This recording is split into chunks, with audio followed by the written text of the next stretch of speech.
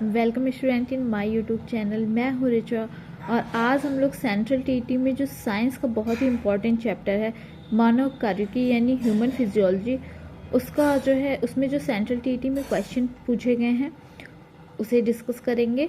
ये उसका पार्ट 3 है। इसके 2 और वीडियो बन चुके हैं जो इससे 2015 से पहले जो क्वेश्चन आए हुए हैं उन्हें हम डिस्कस कर चुके हैं। अगर आप वो वीडियो न देखे हो तो आप चैनल पे जाके देख सकते हैं। तो आइए स्टार्ट करते हैं।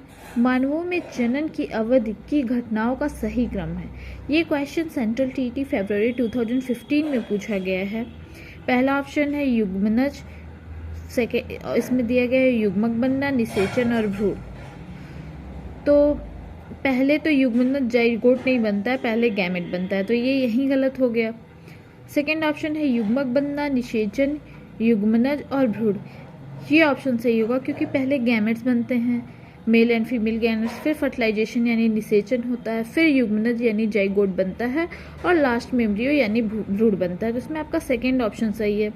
देखिए थर्ड में ऑप्शन भी गलत है जिसमें दिया गया है युग्मक बनना, युग्मनज, तो ये यही गलत हो गया क्योंकि गैमेटोजेनेसिस के बाद जो है फर्टिलाइजेशन होता है।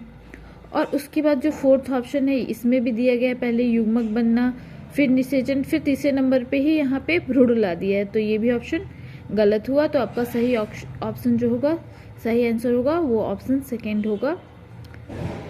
नेक्स्ट क्वेश्चन है जो कि सेंट्रल टीटी सितंबर 2015 में पूछा गया है। जब हम क्रोध में, शर्मिंदगी या चिंता में होते हैं तब हमारे शरीर से कौन सा हार्मोन तनाव समायोजन में हमारी मदद करता है? तो देखिए इसमें पहले ऑप्शन में दिया गया है तो इंसुलिन। तो इंसुलिन जो होता है वो हमारे बॉडी में शुगर लेवल को मेंटेन करने वाला हार्मोन है, तो ये तो नहीं होगा। एस्ट्रोजन भी नहीं होगा। थायरॉक्सिन जो है, थायरॉक्सिन भी नहीं होगा। और जो ये फोर्थ ऑप्शन है आपका एड्रीनलिन, तो ये होगा क्योंकि एड्रीनलिन को हम लोग फाइट एंड फ्लाइट हार्मोन कहते हैं। यानी जब हम लोग बहुत एक्साइटेड होते हैं, क्रोध में होते हैं, शर्मिंदगी में होते हैं, चिंता में होते हैं, या हमारे ऊपर अचानक से कोई खतरा आ जाता है, तो ये हार्मोन हमारी बॉडी में एड्रेनलिन सिक्रीट होने लगता है। तो ये आपका फोर्थ ऑप्शन सही होगा। नेक्स्ट क्वेश्चन है जो कि सेंट्रल टीटी सितंबर 2015 में पूछा गया है। मानव पोषण में पोषक तत्वों की आवश्यकता भोजन ग्रहण करने की विधि और शरीर में इसकी उपयोगिता विभिन्न चरणों में होती है, जो है फर्स्ट ऑप्शन में अवशोषण दिया है, सेकंड में निष्कासन दिया है, थर्ड में स्वांगीकरण दिया है, फोर्थ में अंतर्ग्रहण दिया है और फिफ्थ में पाचन दिया है। तो इन्हें हमें सही क्रम में अरेंज करना है। तो सही क्रम में अरेंज करना है तो देखिए सबसे पहले तो होता है अंतर्ग्रहण यानी इंजेशन होता है। तो फर्स्ट ऑप्शन में जो है फिफ्थ नंबर पहले दिया है यानी पाचन, तो फर्स्ट ऑप्शन तो यहीं पे गलत हो गया।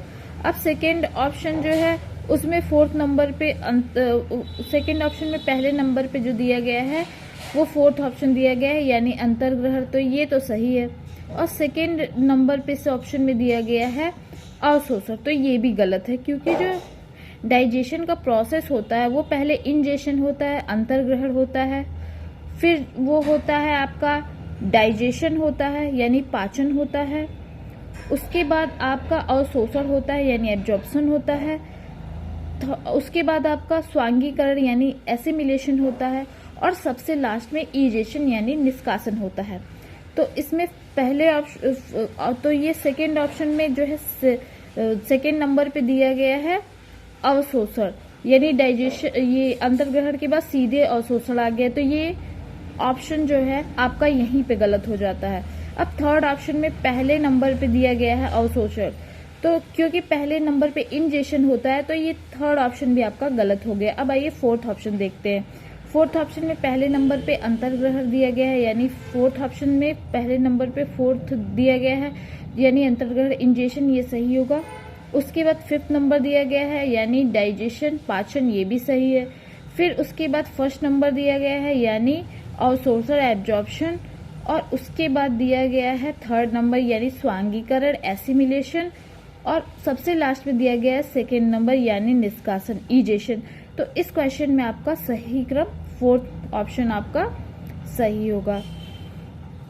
नेक्स्ट क्वेश्चन है मानव में सर्वाधिक उत्सर्जन उत्पाद है ये सेंट्रल टीटी सितंबर 2015 का क्वेश्चन है। फर्स्ट ऑप्शन है यूरिक अम्ल, सेकंड ऑप्शन है ammonia, ammonium chloride, third option है यूरिया और फोर्थ ऑप्शन है अमोनिया। तो इसमें आपका थर्ड ऑप्शन सही होगा, यूरिया।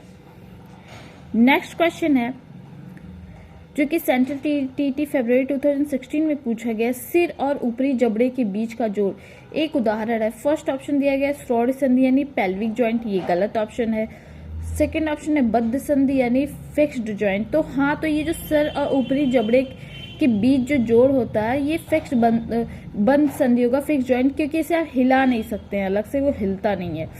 तो और थर्ड ऑप्शन जो कंदुक खल्लिका संधि, तो ये भी गलत है। और फोर्थ ऑप्शन हिंज संधि जो हिंज जॉइंट है, हिंज जॉइंट, ये भी गलत है। तो आपका सेकेंड ऑप्शन इसमें बद्ध संधि यानी फिक्स जॉइंट, ये सही होगा। नेक्स्ट क्वेश्चन है जो कि सेंट्रल टीटी फरवरी 2016 में पूछा गया है, निम्नलिखित में से कौन से कथन मानव परिसंचरण तंत्र में सिराओं के विषय में सत्य है।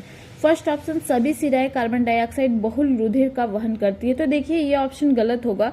हाँ, ये जो वेन्स होती हैं, सिराएं होती हैं, वो इम्प्योर ब्लड का जो है उसमें बहता है, लेकिन इसका जो है पल्मोनरी जो है वेन जो होती है उसमें प्योर ब्लड होता है, यानी ऑक्सीजनेटेड ब्लड होता है, ऑक्सीजन बाहुल।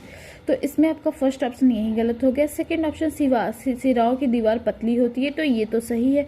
और थर्ड ऑप्शन सिराएं रुधिर को विभिन्न अंगों से हृदय की ओर ले जाती हैं, ये भी ऑप्शन आपका सही है। तो फर्स्ट ऑप्शन में बी और सी दिया गया है, तो देखिए आपका फर्स्ट ऑप्शन यही सही हो गया। सेकंड ऑप्शन में ए सी दिया गया है, ये गलत है। थर्ड में ए बी सी तीनों को दिया गया है, ये भी गलत है। फोर्थ में ए और बी दिया गया है, तो ये भी गलत है। तो इसमें आपका फर्स्ट ऑप्शन सही होगा। नेक्स्ट क्वेश्चन है जो कि सेंट्रल टीटी फरवरी 2016 में पूछा गया है, सेल्यूलोज बहुल खाद्य पदार्थ रुद्रांश मानव के संतुलित आहार के आवश्यक अवयव माने जाते हैं। निम्नलिखित में से कौन सा एक कथन सेल्यूलोज के बारे में सही है। फर्स्ट ऑप्शन है मानव में सेल्यूलोज पाचक एंजाइम नहीं होते हैं, ये बात सही होती है, मानव में सेल्यूलोज का डाइजेशन नहीं होता है।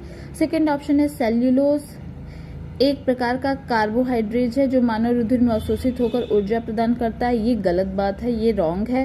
थर्ड है सेल्यूलोज आसानी से छोटे छोटे अवयव में टूट जाता है और रुद्रांश के रूप में निष्कासित हो जाता है, ये भी ऑप्शन गलत है। और फोर्थ ऑप्शन जो दिया गया है मानव में उपस्थित सेल्यूलोज पाचक दीवार सेल्यूलोज के को रेशे में परिवर्तित कर देते हैं, ये भी गलत है, क्योंकि ह्यूमन बॉडी में जो सेल्यूलोज का डाइजेशन होने के लिए एंजाइम्स ही नहीं पाए जाते हैं। तो इसमें फर्स्ट ऑप्शन जो है आपका यही सही है कि मानव में सेल्यूलोज पाचन एंजाइम नहीं हो। नेक्स्ट क्वेश्चन सेंट्रल टीटी फरवरी 2016 में पूछा गया है, निम्न में से एक को छोड़कर शेष एक कोशिकी हैं। फर्स्ट ऑप्शन भ्रूण।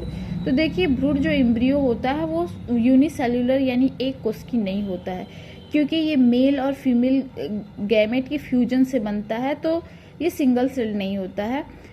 तो ये तो सिंगल सेल्ड नहीं होगा, पैरामीशियम सिंगल सेल्ड होता है, मुर्गी का अंडा भी सिंगल सेल्ड होता है, और जो है युग्मनज यानी जो है गैमेट जो है वो भी सिंगल सेल्ड होते हैं। तो इसमें आपका फर्स्ट ऑप्शन सही होगा कि एम्ब्रियो को छोड़ के बाकी जो है एक कोशिकी।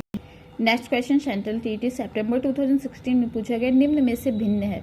फर्स्ट ऑप्शन है अंडा, सेकंड ऑप्शन है भ्रूण, थर्ड ऑप्शन है अंडाणु और फोर्थ ऑप्शन है युग्मक। देखिए फर्स्ट में एग दिया गया है अंडा, तो ये एक कोशिकी होता है। भ्रूण जो है वो एक कोशिकी नहीं होता है। अंडाणु जो ओवा होता है ओवम, वो भी एक कोशिकी, वो भी जो है आपका एक कोशिकी होता है। और जो युग्मक दिया गया है गैमेट, वो भी आपके सिंगल सेल्ड होते हैं, एक कोशिकी होते हैं। तो यहाँ इसमें एक भ्रूण जो सेकंड ऑप्शन पे दिया गया एम्ब्रियो, वो सिंगल सेल्ड नहीं होता है। तो ये जो है आपका इसमें सेकंड ऑप्शन सही होगा। नेक्स्ट क्वेश्चन है लार का कार्य है। फर्स्ट ऑप्शन दिया गया भोजन को श्वासनाल में ले जाने से रोकना, ये रॉन्ग है। सेकंड ऑप्शन दिया गया है मंड को शर्करा में परिवर्तित करना, ये ऑप्शन आपका सही है। थर्ड ऑप्शन में दिया गया है कार्बोहाइड्रेट को प्रोटीन में परिवर्तित करना, तो ये तो बिल्कुल ही रॉन्ग है। और फोर्थ ऑप्शन दिया गया मंड को वसा में परिवर्तित करना, ये भी रॉन्ग है। तो ये स्टार्च को शुगर में कन्वर्ट करता है, तो ये इसमें आपका जो है सेकेंड ऑप्शन सही होगा।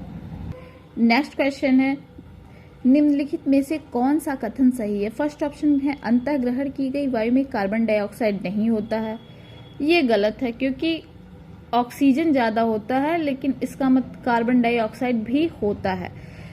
सेकंड ऑप्शन है अंतर्ग्रहण एवं निष्कासित की गई वायु में ऑक्सीजन होता है। ये ऑप्शन सही है, क्योंकि जो हम अंतर इनहेल करते हैं वायु को, एयर को, उसमें ऑक्सीजन का कंसंट्रेशन ज़्यादा होता है, ऑक्सीजन ज़्यादा होता है, लेकिन जो हम एक्सहेल करते हैं उसमें ऑक्सीजन की मात्रा कम होती है इनहेल के कंपेरिजन में, लेकिन ऑक्सीजन होती दोनों में है। तो आपका सेकंड ऑप्शन यहाँ सही होगा। थर्ड में निष्कासित की गई वायु में ऑक्सीजन नहीं होता, ये रॉन्ग है। और फोर्थ ऑप्शन दिया गया है निष्कासित की गई वायु में कार्बन डाइऑक्साइड नहीं होता है, तो ये तो बिल्कुल ही रॉन्ग है। तो इसमें आपका सेकंड ऑप्शन सही होगा कि ग्रहण एवं निष्कासित की गई वायु में ऑक्सीजन होती है। नेक्स्ट क्वेश्चन है जो कि सेंट्रल टीटी सितंबर 2016 में पूछा गया है। हमारे मुंह में विभिन्न प्रकार के दांतों का आगे से पीछे क्या व्यवस्था होती है? तो देखिए, दांत जो होते हैं वो पहले कृदंत होते हैं, उसके बाद रद्नक होते हैं, फिर अग्र चवड़क और चवड़क होते हैं, यानी पहले इंसीजर होते हैं, फिर कैनाइन होते हैं, फिर प्री मोलर होते हैं और फिर मोलर होते हैं। तो उसमें आपका फर्स्ट ऑप्शन ही सही हो गया। सेकंड में देखिए रद्नक फर्स्ट पे दे दिया है, तो ये तो यहीं गलत हो गया। थर्ड में भी रद्नक फर्स्ट पे दिया है, तो ये तो यहीं गलत हुआ। और फोर्थ में जो है कृदंत दिया है, यानी इंसीजर दिया है, फिर रद्नक कैनाइन दिया है, लेकिन अग्र चवड़क को अग्र चवड़क से पहले दे दिया है। तो इसमें आपका फर्स्ट ऑप्शन ही सही होगा। Thank you.